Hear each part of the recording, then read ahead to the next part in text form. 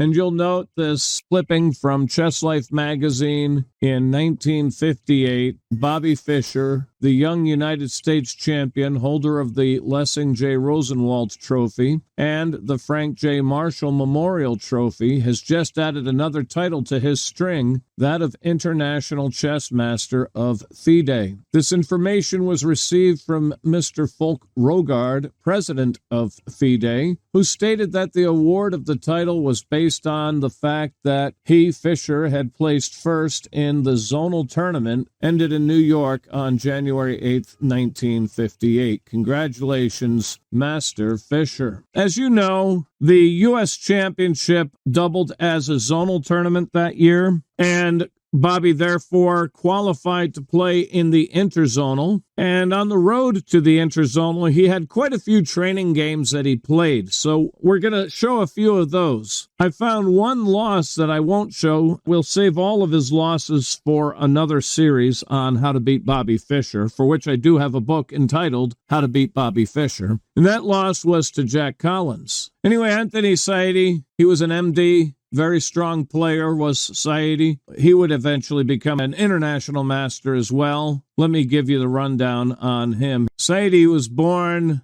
May 16th, 1937. He's still alive at 86 years of age. He became an international master in 1969. Born in Los Angeles, he was the winner of the third Canadian Open in 1960. He was part of the team that won the World Student Championship. He was a doctor with the Peace Corps in Jamaica. He won the American Open in 1967 and second place in the U.S. Open the same year. He won in 1992, tied second at Venice in 69. He's written 4 chess books. And you'll remember it was at Anthony Saidy's house where Bobby secluded himself just before the World Championship match. His specialty in medicine was tuberculosis. He retired in 2000. Okay, Anthony Saidy. Is it Saidy or Saidy? Not 100% sure of the correct pronunciation. On the road to the Interzonal, Bobby played quite a few training games, and this was one of them. Saidy with d4, knight f6 is the Indian game.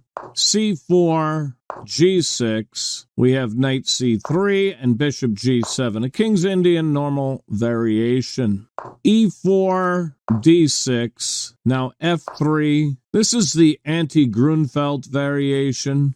e5 here, this is Samish's variation. King's knight to e2, kingside castle. This is that Bobotsov, Korchnoi, Petrosian variation. We've discussed this line before as well on this channel. Bishop g5 and e takes d4 here. I have seen d takes e5 played. I've played the black side of this before, although I rarely play the e5 line, very, very rarely. But I have seen d takes e5, and you can see it's not liked by the bot. We answer that with pawn takes pawn, and usually you see queen takes queen, rook takes queen, and then bishop comes to g5. But the book move is to play bishop g5 straight away, which is what Saidy played. And Fischer with pawn takes pawn. Knight takes the pawn right there. Knight c6, and the knight retreats to c2. I might have been tempted to trade knights if I were in white's shoes. Weaken the pawn structure. I get a star for that. And then perhaps queen d2 and even maybe queenside castle. It's an option. Or bishop e2 and then kingside castle. But knight c2 was played, and knight e5. Yeah, get your last piece out of bed first on principle, says the bot.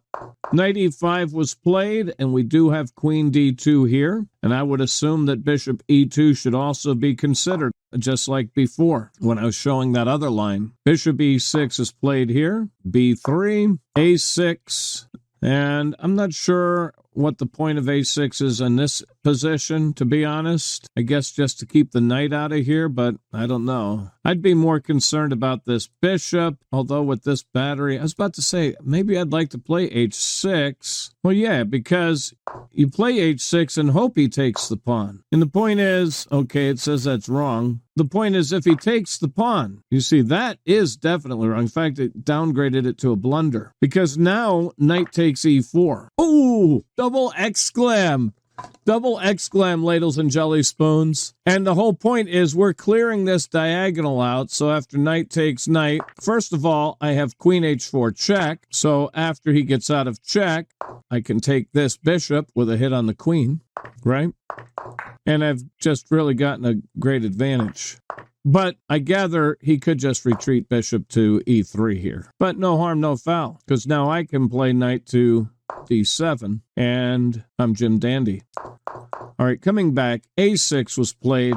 Not real clear on the main goal of that. I guess c6 is a better way to deal with the b5 square. Rook d1 from Anthony Saidy, bishop e2 once again being called for. Well, now c6 is being played, and I insist on h6 here now, and so does the bot, with the same conversation as before. Same exact thing, just different.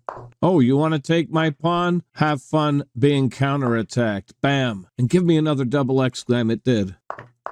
All right, c6 from Bobby Fischer here. Knight d4.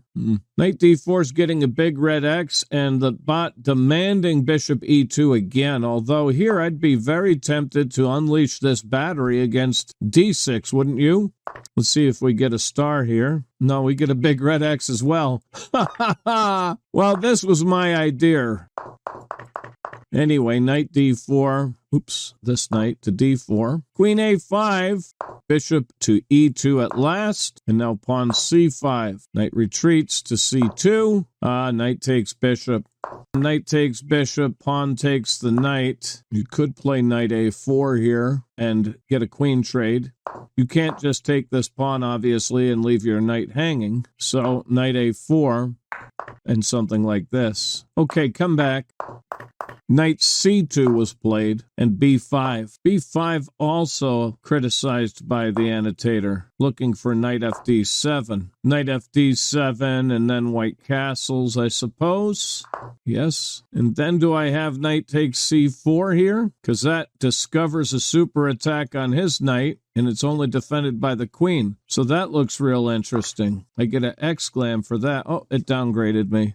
Bishop takes knight. I will play bishop takes bishop, and on pawn takes bishop, I pick up the knight. So that was in my mind, and of course if he trades queens, you have that. Although now he can finally pick up this. So, okay, maybe that's why that plan isn't really... But b5, wait a minute, it says my plan was the best move. Oh, was it the follow-up that it criticized that I came up with? I don't know. I've lost my way. Anyway, b5. Bishop takes the knight on f6. That also criticized in favor of castling. But you'd also have to ask whether pawn takes pawn should be played here. I would be very interested in this move if I'm in white's shoes. Nope, it's also ill-fated.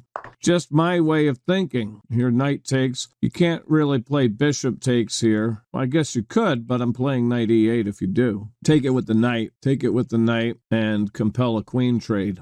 I get a star. And should we take with the king or the rook? If you take with the rook, I'm taking this pawn. If you take with the king, I'm taking this pawn. Either way, I'm taking the pawn with my rook. So... Anyway, bishop takes knight is what was played here. So bishop takes the bishop, knight d5, queen takes queen is played, check, rook takes queen, bishop g5 hits the rook. White is under pressure, so the rook back to d1. The bot calling for pawn f4. I might just interpose with my knight. It's def-ended by the other knight. I get an exclam. Downgraded. It's the second downgrade I've gotten from an exclam to a check mark. Let's come back. Rook d1 is the move that Saidy played. B takes c4. B takes c4. Wow. Also marked wrong. Bot saying, get your king castled. If white castles, I'm going to go ahead and trade my bishop for the knight and then pick up the b-man. So take this, he takes, then I take the b-man, he takes, and defend my pawn. I'll take that. Let's go back. Well, b takes c4 from Saidy. Queen's rook to b8. Right. Trade that bishop for the knight. And after pawn takes bishop, assuming that he'll capture toward the center, you've got this rook holding onto this pawn, so use this rook to get to the open b file. Fischer saying, well, since you cut off your attack on my A-man, I'll use my queen's rook to go to the B file. Knight C to E3, bishop H6, pawn F4 hits the knight, knight to C6, pawn F5 hits the bishop, and incurs the wrath of the bot. The bot calling for rook F1. G-man captures the pawn. I might prefer to go ahead and take the knight now, and that's what the bot says. Bishop takes, and I think that would force white to play knight takes because his knight is undefended. And then I'm playing rook B2. Let's come back. I got a star for that. Bobby with G takes F5, E takes F5, and yeah, the knight's coming to F6. So bishop finally took the knight, but it is replaced by another knight. I was expecting rook B2, as I mentioned in the other line that I showed, but Bobby played knight D4. The bot indicating rook B2 is correct. And rook B2, you know, rooks love to be on the 7th. And I may have some action I can create with this bishop. If he plays the bishop to F3, I will put my knight on E5. If he plays knight F6 in response to rook B2 and gives me check, I'll just attack the knight and make a move. But Fischer didn't play rook B2. He played knight D4, bishop D3, king's rook to E8 check, king to F1. Well, now you definitely have to worry about this knight F6 because it's a fork. So king H8, pawn H4, now rook B2 was played, and pawn G4. The bot preferring rook H3 to keep the balance. Interesting. But pawn G4 was played, and bishop E3 getting out of that snare. Rook F2 is on its way, isn't it? So note that you don't want to grab this pawn. If rook takes the pawn, G5 will be played, and the bishop has to come to F8, and it has nowhere to go. This pawn's going to come to F6 soon, probably right now, or now he'll play rook H3, but it doesn't much matter. This bishop has nowhere to go. These pawns are blockaded, so he can't come this way. This square is hot, and even if he comes there, oh, well, yeah, you know what? You'd want to play the pawn first, so he can't come here, because you don't want to let him get away here. So, yeah, F6 right here, and this bishop becomes permanently worthless. Permanently. You may have to give up a rook for the knight, and then it's still really unclear. So, anyway, bishop E3, the right way to go. Now rook H3 was played. Note that rook E1 is a self-mate. If you play something like this and say, ha, I'm super attacking your bishop and pinning it to the rook. Well, yeah, thanks, though. Check, right? King comes to G1, and your knight jumps in for checkmate. Oh, yeah, baby. Enjoy the pin on my bishop. So, he tried rook H3, but rook F2 check anyway. Well, you don't have to checkmate, but you still have a winning attack.